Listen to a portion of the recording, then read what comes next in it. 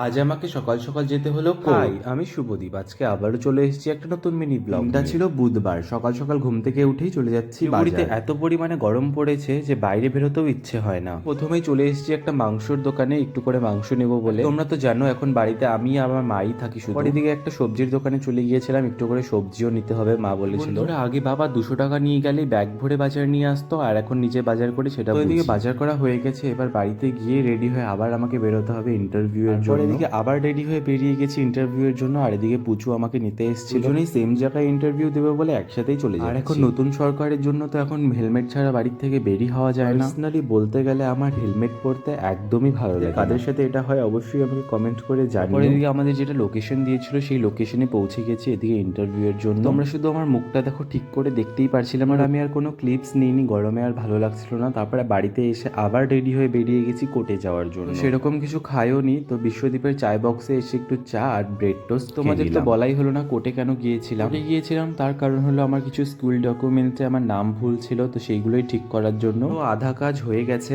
আর আধা কাজ হতে একটু টাইম লাগবে। ভিডিওটা কেমন লাগলো অবশ্যই কমেন্ট করে জানিও। ভিডিওটা ভালো লাগলে লাইক কমেন্ট শেয়ার করে দিও। দেখা হচ্ছে নেক্সট মিনি ব্লগে। And don't